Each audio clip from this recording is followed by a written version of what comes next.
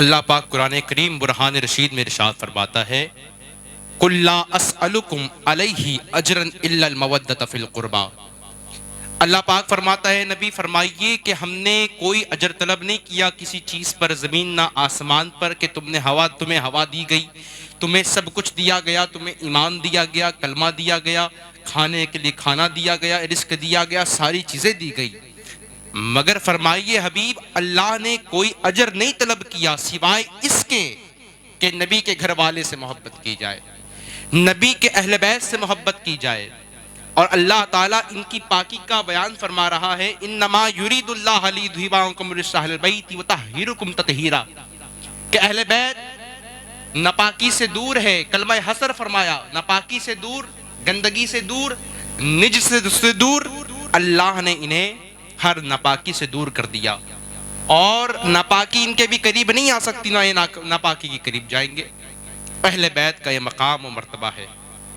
امام حسین کے ماننے والوں، یہ محرم الحرام کی گھڑیاں ہمیں سبق اور درس دے رہی ہے کہ اللہ کے رسول صلی اللہ علیہ وآلہ وسلم نے جو پیغامات ہمیں دیے ہیں، جو تعلیم فرمائی ہے، اس تعلیم پہ عمل کیا جائے صحیح معنوں میں۔ امام حسین نے ان تعلیم پر عمل کر کے دکھایا کربلا کے میدان میں۔ حضور نے پیغام دیا محبت کا، حضور نے پیغام دیا عزت کا، محبت کا، الفت کا، مخلوق سے تعلقات کا۔ حضور صلی اللہ علیہ وسلم نے حضرت سیدنا امام حسین سے محبت فرمائی، اور ایسی محبت فرمائی عزیزان گرامی باوقار، نبی اکرم صلی اللہ علیہ وآلہ وسلم حضرت امام حسین سے بے انتہا محبت فرماتے تھے۔ حضرت انس ابن مالک حضور صلی اللہ علیہ وسلم کے صحابہ میں سے ہیں، حضور صلی اللہ علیہ وآلہ وسلم سے محبت فرمایا کرتے تھے۔ ایک مرتبہ حضرت انس ابن مالک نے حضور کی دعوت فرمائی، آپ نے کھانا کھایا دسترخوان کے اوپر، اور جس دسترخوان پر کچھ کچرا ہو، کوئی چیزیں گر گئی ہوں، حضور علیہ السلام سے ایسی محبت تھی حضرت انس بن مالک کو، انہوں نے دسترخوان بچھا دیا، اور جب دسترخوان بچھایا عزیزان گرامی وقار، تو اس دسترخوان کو حضور نے چھوا بھی ہوگا، حضور کا ید مبارک، ہاتھ مبارک اس پہ لگا بھی ہوگا۔ اللہ اکبر۔ حضرت رسول اللہ نے کھانا تناول فرمایا، اس کے بعد کیا ہوا؟ حضرت رسول اللہ نے جس دسترخوان پہ بیٹھ کر کے کھانا کھایا، اس دسترخوان کو حضرت انس بن مالک نے اٹھایا اور اٹھا کر آگ میں ڈال دیا۔ مجھے آپ بتائیے، دنیا اتنی آگے نکل گئی، جدید آلات موجود ہیں، مگر کپڑا ہے اگر وہ جل جائے تو کوئی بڑی بات نہیں، آگ میں ڈال دیا جل گیا، مگر دنیا اتنے جدید ترین دور میں، مگر اب تک سائنس نے ایسا کوئی کیمیکل نہیں بنایا جس کو کپڑے پہ لگا دیا جائے اور اس کے بعد اسے اگر آگ میں پھینک دیا جائے تو وہ صحیح و سالم ہو، نہیں ممکن ہے۔ ہو سکتا ہے کپڑا گل جائے گا، سڑ جائے گا یا جل جائے گا، مگر جو دسترخوان حضور صلی اللہ علیہ وسلم سے اس کی نسبت ہو جائے، انس ابن مالک اسے آگ میں ڈال رہے ہیں، اور عقیدہ دیکھیں صحابہ کرام کا کہ جو چیز حضور اکرم صلی اللہ علیہ وسلم سے ٹچ ہو جاتی ہے، چھو جاتی ہے، یا اس کی نسبت حضور کی طرف ہو جاتی ہے، عزیزان گرامی باوقار، اس کا مقام ایسا بڑھ جاتا ہے، اسے آگ میں بھی ڈال دیا جائے تو وہ جلتی نہیں ہے۔ تو جب یہ نسبت دسترخوان کو ملتی ہے، وہ جلتی نہیں ہے۔ وہ مقام دیکھیں امام حسین علی مقام کا، جسے حضور نے اپنے کندھوں پر بٹھایا، جن کے لبوں کو بوسہ دیا، جن کو اپنے سینے سے لگایا، بلکہ ابن رسول اللہ کا لقب امام حسین اور امام حسن کے لیے مشہور ہے میرے دوستو۔ وہ مقام و ہستی اس ذات کے لیے ہے جو امام حسین ہے، ان کا مقام کتنا بڑا ہوگا، ان کا درجہ کتنا بڑا ہوگا۔ جب حضور سے ایک دسترخوان لگ جائے، اس کی نسبت دسترخوان کی حضور سے ہو جائے، تو مجھے آپ بتائیے وہ جلتی نہیں، وہ خراب نہیں ہوتی، وہ آگ میں چلے جائے تو اسے نقصان نہیں ہوتا، اس کی حفاظت ہوتی ہے کیونکہ اس کی نسبت رسول اللہ سے ہے۔ اللہ اکبر۔ حضور کی حدیث ہے کہ اگر کوئی مسلمان حضرت امام حسین اور حسن سے محبت کرے گا، وہ پکا جنت میں جائے گا، اسے جہنم کی آگ جلا نہیں سکتی جو حسن حسین کا ماننے والا ہے، اسے جہنم کی آگ نقصان نہیں پہنچا سکتی جس کے دل کے اندر حب حسنین کریمین ہے۔ تو مجھے آپ بتائیے، جو دسترخوان سے نسبت ہو حضور کی، دسترخوان کی نسبت حضور سے ہو اسے نقصان نہیں ہوگا، اور جو حضور کے کاندھوں پر بیٹھے جن کا تعلق حضور سے ہے وہ سرکار امام حسن و حسین کا مقام کیا ہو جائے گا میرے دوستو۔ یہ ابن رسول اللہ ہے، یہ ابن رسول اللہ ہے۔ امام حسین رضی اللہ تعالیٰ عنہ نے صحابہ کرام سے محبت کی ہے۔ لوگوں نے پروپیگنڈا ایسا مچایا ہوا ہے، اللہ اکبر، کہ صحابہ کرام کے مسائل الگ اور اہل بیت کے مسائل الگ۔ یاد رکھیے، جو شخص، جو بندہ اہل بیت کی محبت کے آڑ میں صحابہ کی گستاخی کرے اس کا کبھی سنیت سے تعلق نہیں ہو سکتا، اور جو صحابہ کی محبت میں اہل بیت سے بغض رکھے اس کا بھی تعلق اہل سنت والجماعت سے نہیں ہو سکتا، کیونکہ ہمارا یہ عقیدہ ہے، نجم ہے اور ناؤ ہے اطرت رسول اللہ کی۔ قل لا اسألکم علیہ اجرا الا المودۃ فی القربى، نبی کے گھر والوں سے محبت کرو۔ نبی نے فرمایا میری اہل بیت کشتی نوح کے مانند ہے۔ کشتی نوح کیا ہے عزیزان گرامی باوقار؟ آپ سب کو اس بات کا اچھے طریقے سے علم ہے، کشتی نوح وہ ہے جو اس میں آ گیا وہ محفوظ ہو گیا، اور جو نہیں آ پایا وہ نیست و نابود ہو گیا۔ اور رسول کریم نے فرمایا صحابہ کے متعلق اصحابک النجوم، اصحابک النجوم، یعنی صحابہ میرے ستاروں کے مانند ہیں۔ حضور نے فرما دیا، اب حضور نے فرمایا صحابہ ستاروں کے مانند، اہل بیت کشتی نوح کے مانند، تو ذرا غور و فکر کی بات ہے، ذرا غور کریے اس بات پر۔ کیا پتہ چل رہا ہے؟ پتہ یہ چل رہا ہے اگرچہ کوئی اہل سنت ہونے کا دعویٰ کرنے والا یہ دعویٰ کر دے کہ میں اہل بیت سے محبت کرتا ہوں اور میں کشتی نوح میں سوار ہوں، واہ ماشاءاللہ بہت اچھی بات ہے، مگر اس کا دعویٰ کب پھیکا پڑے گا؟ جب وہ سمندر میں موجود ہوگا اور وہ کہے گا مجھے ستاروں سے کوئی مدد طلب نہیں کرنی۔ توجہ چاہتا ہوں یہاں پر، توجہ حضرات، مجھے ستاروں سے کوئی مدد نہیں کرنی، تو یاد رکھیے منزل تک وہی پہنچتا ہے جو ستاروں کا سہارا لیتا ہے۔ معلوم یہ ہوا کشتی نوح میں بیٹھنا ہی کافی نہیں ہے، اس کے بعد ستاروں سے مدد لینا ضروری ہے منزل مقصود تک پہنچنے کے لیے۔ تو صحابہ ستاروں کے مانند، اہل بیت کشتی نوح کے مانند ہے میرے دوستو۔ اہل بیت سے محبت کرنے والوں اجر ایسا دیا گیا، اللہ اکبر، جو اہل بیت سے محبت کرتا ہے، حسنین کریمین سے محبت کرتا ہے، وہ سیدھا جنت میں جائے گا۔ سرکار مدینہ صلی اللہ علیہ وسلم نے حضرت حسین کے بارے میں ارشاد فرمایا حسین منی وانا من الحسین، یعنی اے لوگوں قیامت تک کے لیے فرما دیا، قیامت تک کے لیے آنے والے مسلمانوں یاد رکھنا کہ حسین ابن علی مجھ سے ہے اور میں حسین سے ہوں۔ جس کا تعلق خدا سے براہ راست ہو وہ رسول اللہ ہے، اور جس کا تعلق رسول اللہ سے براہ راست ہو وہ حسین ابن علی ہے۔ اب کوئی حسین ابن علی سے بغض رکھے عزیزان گرامی باوقار، وہ سب کچھ ہو سکتا ہے مگر مسلمان نہیں ہو سکتا۔ اور جو لوگ یہ کہیں کہ یہ جنگ جو ہوئی کربلا یہ تو دو شہزادوں کی لڑائی ہے، معاذ اللہ، یزید کا جو توازن ہے، اس کا ناپ تول جو آپ کر رہے ہیں، اس کا مقابلہ کس سے کروا رہے ہیں؟ یزید کون، اس کی شناخت کیا، اس کی پہچان کیا ہے؟ اللہ اکبر، ایک واقعہ نقل کرتا ہوں، اس کے بعد میں آگے پھر آپ کو بتاتا ہوں مقام حسین کیا ہے اور یزید کون ہے۔ پہلے مقام حسن و حسین تو ذرا ناپ لینا چاہیے۔ حضرت حسنین کریمین کا مقام کیا ہے؟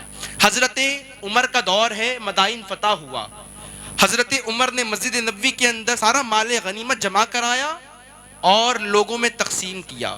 حضرت حسن آئے تو حضرت عمر بن خطاب رضی اللہ تعالی عنہ نے 1000 دینار، آپ 1 درہم جو ہے آپ کو دیے، اور اس کے بعد 1000 جو حضرت امام حسین آئے تو ان کو عطا فرمایا، ان کو پیش کیا۔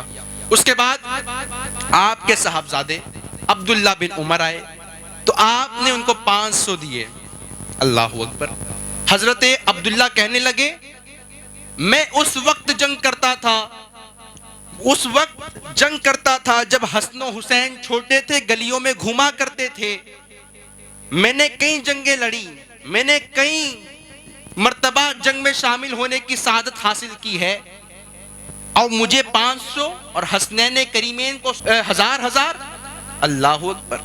حضرت عمر بن خطاب کے جملے سنیے گا، اور ان لوگوں کو بھی جملہ سننا چاہیے جو کہتے ہیں اللہ اکبر کہ اہل بیت کے دشمن ہیں حضرات شیخین۔ ان کو یہ جملہ دے رہا ہوں میرے دوستو۔ حضرت عمر فرماتے ہیں، کتنا پیارا جملہ، فرماتے ہیں تیرا باپ عمر بن خطاب ہے، توجہ حضرات، تیرا باپ عمر بن خطاب ہے، اور حسنین کریمین جناب حسن کا جناب حسین کا نانا امام الانبیاء ہے، وجہ تخلیق کائنات ہے، ان کا بابا ولی اللہ ہے، شیر خدا ہے، اسد اللہ ہے، اور جن کی ماں سیدۃ النساء فاطمہ الزہرا ہے، اور جن کا گھرانہ اہل بیت ہے میرے دوستو۔ اللہ اکبر، تو کہاں ہے اور وہ کہاں ہے؟ اس سے معلوم ہوا حضرت عمر کتنی عزت فرمایا کرتے تھے، کتنی قدر فرمایا کرتے تھے، ان کا مقام اتنا افضل اعلیٰ ہے میرے دوستو۔ اور ایک مرتبہ تو یہ ہوا حضرت حسن کا معاملہ، میں بات بس عرض کر رہا ہوں، اس کے بعد میں آتا ہوں اسی عنوان پر۔ حضرت حسن کا معاملہ یہ ہوا، ایک مرتبہ حضرت عمر بیٹھے ہوئے ہیں منبر رسول کے اوپر، یہ آپ کا وقت ہے، اور حضرت عمر رضی اللہ تعالیٰ عنہ خطبہ ارشاد فرما رہے ہیں، اور آپ آئے تو حضرت عمر اڑ جاتے ہیں۔ یہ فضیلت ہے۔ اور آپ نے بھی کہا تھا کہ اے عمر ہٹو، یہ تو میرے نانا جان کا منبر ہے، کہا کہ تم غلام ہو میرے نانا کے، تم نوکر ہو میرے نانا کے۔ اللہ اکبر۔ حضرت حسن نے جب یہ جملہ کہا تو عمر بن خطاب رضی اللہ تعالیٰ عنہ کہا کہ بھیا یہ لکھ کر دے دو، اور وصیت کی جب لکھ کر دیا حضرت امام حسن نے تو وصیت کیا فرمائی؟ فرمایا جب میں مر جاؤں، مجھے قبر میں رکھ دیا جائے، میں انتقال کر جاؤں، تو میرے قبر میں میرے جنازے میرے میت کے ساتھ اس خط کو بھی رکھ دینا۔ اللہ اکبر۔ یہ مقام ہے امام حسن حسین کا۔ میں اس موضوع پہ آ رہا ہوں۔ امام حسین کی لڑائی دو شہزادوں کی نہیں تھی، کربلا دو شہزاد، کیسے شہزادے؟ وہ تو صلح ہوئی، اور حضرت امیر معاویہ بھی حضرت امام حسن کی صلح ہوئی، یزید تخت پر بیٹھ گیا۔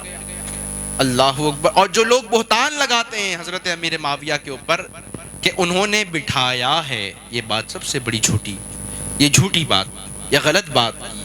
اللہ اکبر۔ یزید کون تھا؟ زانی تھا، اس کے لیے مشہور تھا۔ وہ شرابی تھا، اس کے لیے مشہور تھا۔ وہ فسق و فجور میں مبتلا تھا، یہ مشہور تھا۔ وہ گانے سنا کرتا تھا، یہ مشہور تھا۔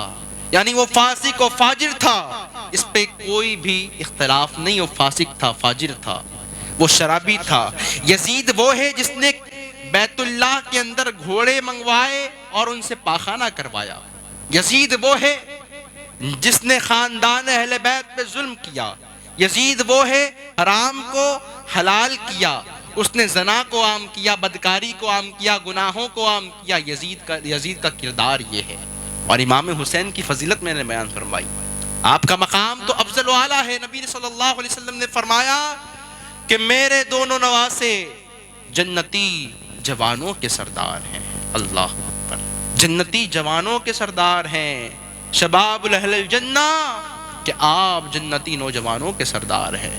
عزیزان گرامی وقار، تو یہ دو شہزادوں کی لڑائی نہیں تھی، یہ سچائی کی لڑائی تھی، یہ حق کی لڑائی تھی، یہ لڑائی، یہ جنگ انصاف کی تھی۔ ایک طرف زانی ہے، ایک طرف ابن رسول اللہ ہے، ایک طرف فاسق اور فاجر ہے، اور ایک طرف دین است ہے، دین پناہ است ہے، ایک طرف جگر گوشہ بطول، ایک طرف حضرت سیدنا شیر خدا کا لخت جگر موجود ہے، اور ایک طرف فاسق و فاجر ہے، زانی ہے، حرام کو حلال کروانے والا موجود ہے۔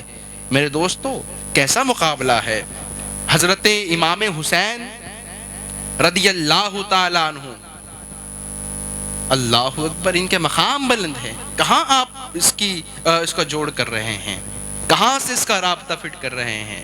امام حسین رضی اللہ تعالیٰ عنہ نے کربلا سے پیغام دیا۔ دوستو، اب مجھے آپ بتائیے، جو امام گئے اپنے بچوں کو لے کر کے اپنی خواتین کو لے کر کے جب کوئی جنگ میں جاتا ہے، پہلی بات تو وہ اپنے ساتھ فوج لے کر جاتا ہے، اپنے ساتھ سپاہیوں کو لے جاتا ہے، فوج کو لے جاتا ہے، سالار کو لے جاتا ہے، کماندار کو لے جاتا ہے، اور ایک بڑا ہجوم ہوتا ہے۔ امام گئے تو کتنوں کو لیا؟ اپنے بچوں کو لیا، بہن کے بچوں کو لیا، بھائی کے بچوں کو لیا، خود گئے اہل خانہ کے ساتھ۔ تو معلوم کیا چلا؟ معلوم یہ چلا عزیزان گرامی باوقار، حضرت امام علی مقام جنگ کے لیے نہیں گئے تھے، مگر جنگ کی گئی، جنگ کی گئی۔ اللہ اکبر۔ امام حسین کے بارے میں بچپن سے ہی مشہور تھا کہ آپ شہید ہوں گے، آپ شہید ہوں گے۔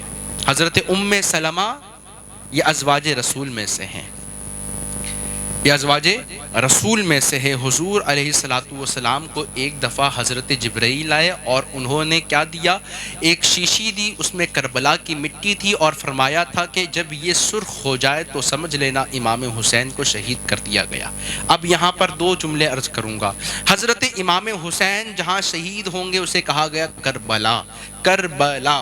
اب اس میں ایک بات سمجھیے گا میرے دوستو، حضور علیہ الصلوۃ والسلام نے اس شیشی کو جس میں کربلا کی مٹی تھی اپنے پاس نہیں رکھا، اسے حضرت ام سلمہ کو دیا، اور کسی ازواج رسول کو نہیں دیا، کسی اور کو نہیں دیا۔ کیوں نہیں دیا؟ بات سمجھیے، حضور کو معلوم تھا کہ میری ساری ازواج میں سے صرف حضرت ام سلمہ حیات سے ہوں گی، وہ زندہ ہوں گی، انہیں دیا۔ اور ہوا بھی یہی، جب خبر ہوئی تو آپ نے وہ شیشی نکالی۔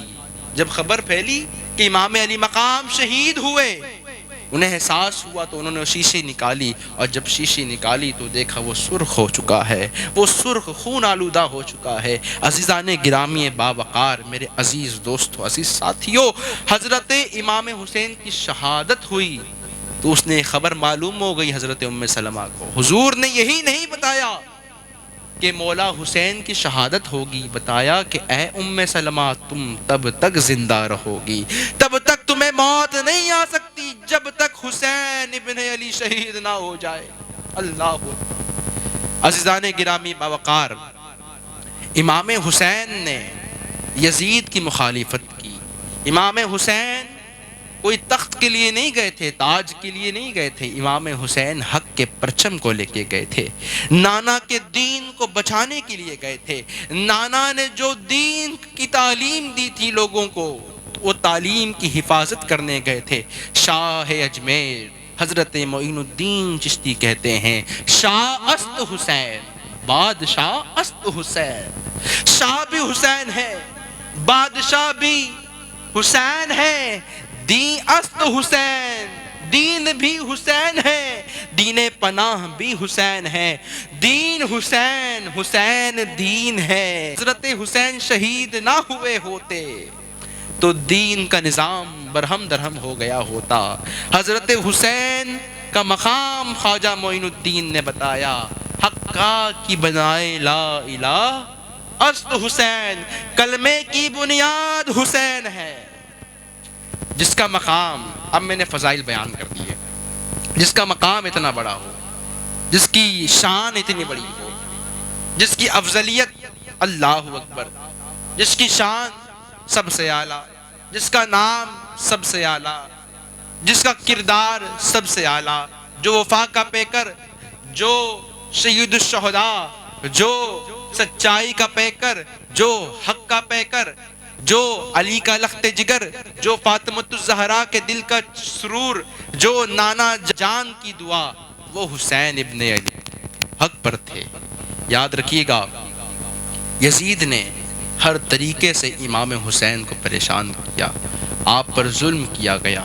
یاد رکھیے، حسین ابن علی، امام حسین کی ہم سبیلیں کرتے ہیں، امام حسین کا نام لیتے ہیں، ان کا ذکر کرتے ہیں، بہت اچھی بات ہے، مگر امام حسین کے راستے پہ چلنا بھی ہمارا کام ہے۔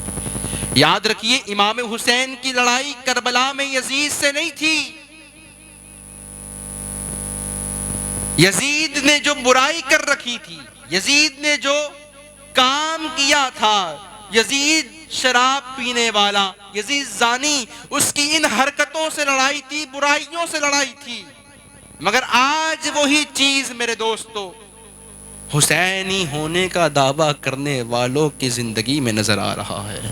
حسینی ہونے کا دعویٰ ہے ایک طرف، اور دوسری طرف اللہ اکبر یزید کے کام. یزید نے شراب پیا، شراب پی رہے. یزید نے زنا کیا، زنا کر رہے. اس نے فحاشی عام کی، اس نے اوریانی عام کی، اس نے حلال حرام چیزوں کو حلال کیا. ہم وہ کام کر رہے ہیں. تو مجھے آپ بتائیے، کیا ہم حسینی ہو سکتے ہیں؟ کیا ہم امام حسین کے چاہنے والے ہو سکتے ہیں؟ عزیزان گرامی باوقار، ہمیں ذرا اپنے آپ کو ترازو میں رکھنا ہے اور ناپنا ہے. ایک تھرمامیٹر لگانے کی ضرورت ہے. ہم کس لحاظ سے حسینی ہیں؟ حسین کے نام لینے سے کوئی حسینی نہیں ہوتا. حسین جیسا کردار پیدا کرو، حسین جیسا کردار. حسین ابن علی شہید ہوئے، مگر آپ نے کیا کیا؟ نماز پڑھی. آپ نے حالت جنگ میں بھی نماز پڑھی. تو کیا پیغام دیا کربلا سے؟ کیا دیا پیغام کربلا کی زمین سے قیامت تک کے مسلمانوں کو؟ پیغام دیا، اے لوگو، حسین نے سر کو سجدے میں رکھ دیا. چاہے کتنی بھی زندگی میں پریشانی کیوں نہ ہو، حالات ناساز کیوں نہ ہو، کتنی بھی مصیبتوں میں گھیراؤ کیوں نہ ہو، کتنا بھی تکلیف کیوں نہ ہو، یہاں تک کہ تمہارے اہل خانہ کو شہید کر دیا گیا ہو، تمہارے گھر والوں کو شہید کر دیا گیا ہو، تم حالت جنگ میں ہو، فوج ایک طرف ہو، تم تنہا ہو، تب بھی نماز کو مت چھوڑنا. جو نانا نے پیغام دیا ہے اللہ اکبر، اس پر عمل کرنا. مگر آج ہم کہاں جا رہے ہیں؟ آج ہر گلی میں ایک یزید ہے. آج ہر علاقے، قریہ، بستی میں یزید ہے. میرے دوستو، ہمیں اس کی شناخت کرنی ہے، ہمیں اس کی پہچان کرنی ہے، ہمیں سمجھنا ہے یزید کی چالوں کو، ہمیں سمجھنا ہے وقت کے فرعون کے پلاننگز کو، ہمیں سمجھنا ہے جو طاقتیں کام کر رہی ہیں. آج ہمارے نوجوانوں کو سسٹم دے دیا گیا. آج ہمارے نوجوانوں کے ہاتھ میں ایک سسٹم دے دیا گیا ہے. پوری زندگی اسی پہ لگا رہے ہیں، سارا وقت اسی پہ لگا رہے ہیں. یاد رکھیے، اس سسٹم کے پیچھے بھی ایک سسٹم کام کر رہا ہے. صلاح الدین ایوبی نے لکھا، کہا کہ جو قوم کو کسی قوم کو اگر آپ کو ختم کرنا ہو جڑ سے، اس قوم کے نوجوانوں کو برباد کر دو. وہی کام وقت کا یزید، وقت کا فرعون ہمارے ساتھ کر رہا ہے. ہم ان چالوں سے، ان سازشوں سے واقف نہیں. ہمیں سسٹم دکھ رہا ہے مگر اس کے پیچھے کا سسٹم نظر نہیں آ رہا. اس سے لڑنے کا طریقہ یہ ہے کہ حسین جیسا کردار پیدا کیا جائے. امام کی طرح ہمیں بننا پڑے گا، ان کے نقش قدم پر چلنا پڑے گا. جب ہم چلیں گے، جب ہم لڑیں گے، تبھی ہمیں فتح ملے گی. میرے دوستو، وقت کے یزید سے آپ کا مقابلہ ہوگا. خود کو تیار کرو، خود کو تیار کرو. کل قیامت کے دن مولا حسین سے ملاقات ہو گئی تو ہمارے اور مجھ سمیت ہم سب کے پاس کیا جواب ہوگا؟ کیا جواب دے سکیں گے؟ مولا، آپ نے پورے خاندان کی قربانی پیش فرمائی، دین کی بقا کے لیے، نانا کے دین کے خاطر آپ نے شہادت کا جام پیا. یا مولا، ہم کیا کر رہے ہیں؟ میرے دوستو، کیا جواب ہوگا؟ حسین کہیں گے میں نے سب کچھ قربان کر دیا، گھر لٹا دیا، خاندان لٹا دیا، جس دین کے لیے، جس دین کی حفاظت کی تکمیل کے لیے. اسی قوم کا نوجوان اگر گمراہی، بددیانتی اور نشہ اور نہ جانے کتنی معاشرے میں برائیاں ہیں، اس کو اختیار کر لے تو حسین کتنا ناراض ہوں گے۔ یاد رکھو، ہم نے وقت کے یزید سے ہاتھ تو نہیں ملا لیا، ہم نے حسین کے نعرے تو لگائے مگر یزید سے ہمارا تعلق تو نہیں، کہیں ہم نے یزید والے کام تو نہیں کر لیے جس کام سے مولا حسین ناراض ہوئے، جس کا انکار کیا۔ میرے دوستو، کہیں ہم نے وہ کام تو نہیں کر لیا۔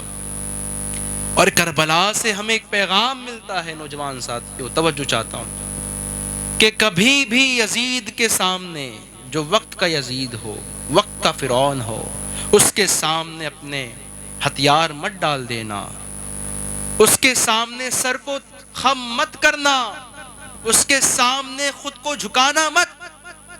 کیوں؟ کہ تم میں حسینی جذبہ ہے، تم حسین ابن علی کے ماننے والے ہو۔ جب بھی ضمیر و ظرف کا سودا ہو دوستو، قائم رہو حسین کے انکار کی طرح۔ ضمیر کو مت بیچنا، ظرف کو مت بیچنا، اپنی اچھائی کو مت بیچنا، سچائی کو مت بیچ دینا، کسی کے ہاتھوں فروخت مت کر دینا، قائم رہنا حسین کے انکار کی طرح۔ نوجوان ساتھیوں، توجہ چاہوں گا آپ کی، اگر ہم اپنے کردار کو، اپنے آپ کو اگر بدل لیں، اپنے ہر انداز کو حسینی انداز بنا لیں گے تو کتنا فائدہ ہوگا قوم کو۔ حسین نے دین کو زندہ کرنے کا کام کیا، زندہ کرنے کا کام کیا۔ حسین ابن علی، امام علی مقام رضی اللہ تعالی عنہ، کربلا کے میدان میں شہید نہ ہوتے تو دین مرجھا جاتا۔ زندہ کرنے والے کا نام حسین ابن علی ہے۔ آج دین کو ضرورت ہے ان حسینیوں کی، ان لوگوں کی جو امام حسین کی صف میں ظاہری طور پہ بھی کھڑے ہیں اور دلی طور پہ بھی کھڑے ہیں۔ نعرے والے تو اپنی جگہ پر، مگر جو دل کے ساتھ یعنی عمل کے ساتھ کھڑے ہیں امام حسین کی صف میں، میرے دوستوں، بھلے کم تعداد میں ہیں، ان کی ضرورت ہے۔